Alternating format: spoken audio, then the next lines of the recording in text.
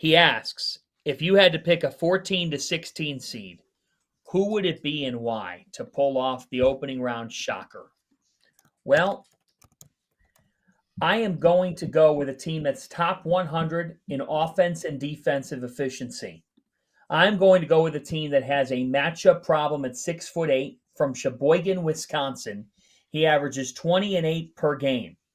And I'm going to go with a team that is facing a team that is banged up and that has not looked great for the most part over the last month and change.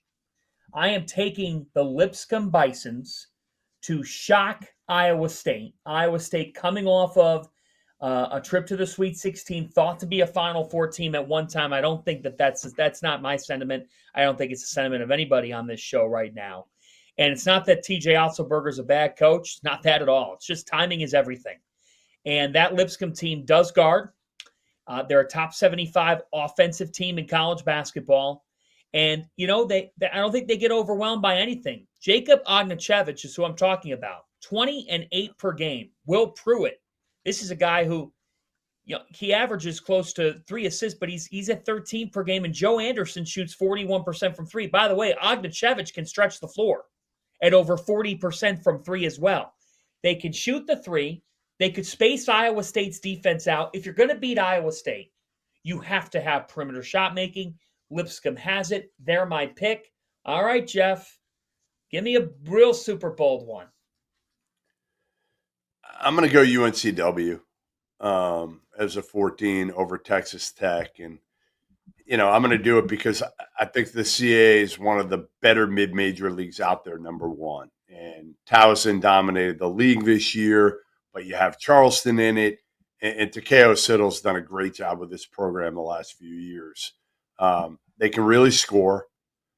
They've got depth. They've got a really, really good older guard in Donovan Newby and Sean Moore. They got a forward who's also older. So they got some key returners. They brought in a bunch of new dudes, but they got some key returners as well. So I would say, to me, UNCW, I was choosing between them and Montana, to be honest. Those were the two, just because Wisconsin's kind of come out of nowhere this year. And they're obviously going to have to play in altitude against the Montana team that will have a little bit of an advantage with that. Robbie? Fanta, mine might surprise you guys. I know the saying is January, February, Izzo, April, but I think that Bryant is going to give Michigan State a hell of a game. One of my favorite first-round bets is Bryant plus 18.5. Now, I want to clarify this by saying that I do think that I have Michigan State in my Final Four, in my bracket. But I think if you're talking about strictly matchups, right, strictly matchups, Bryant is the 6th tallest team in America. Their point guard is Earl Timberlake. Earl Timberlake is a former top 30 recruit that started at Miami, went to Memphis, and then has played at Bryant the last 3 years. He is big. He is physical. He is 6'6", 220. He is going to beat you up. Rafael Pinzon started his career at St. John's. 6'6", averages 19 a game, shoots 39% from 3, and gets more than 7 a game up, right? Barry Evans, 6'8". Connor Withers, one of the best defensive players in the American East, he's 6'8". Their center is Keyshawn Mitchell, a high major talent, is 6'11".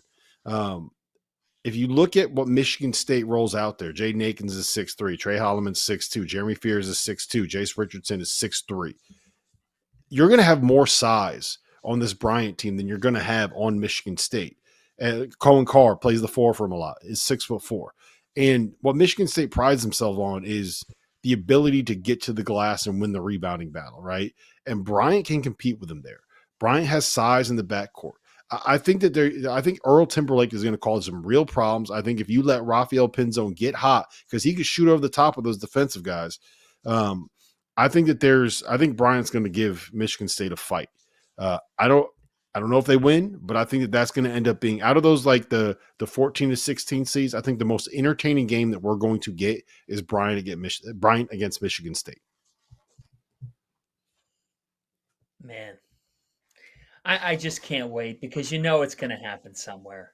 And Jeff, I do feel like in this era, it's increased because some of these mid majors, like a Bryant knows who they are with Pinzone and Timberlake. They can score it at a high clip, and they've got veteran dudes who have been around the block, and they piece it together. Like a player was saying this last week, Jeff. They're like, the way the game's changed over the last 10 to 15 years offensively. You used to play these types of 3-14 games, and you were like, at some point, they're not going to have enough gas in the tank to make enough shots to pull off the upset. It's really not what we ask anymore. It's, do they have the physicality to hold up on the glass? And if they do, like that's why it's so fun, Jeff. I just think the game's changed, and there's just never been more talent all around of guys who can get buckets and stay in a game. It's also, remember, this is still the era right now of the mids and the lows can be old. And that gives them more of a chance. That shrinks the gap in a lot of cases. Now, there are some high majors that are very old as well.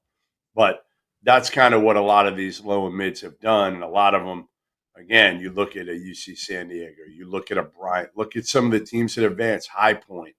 They're old.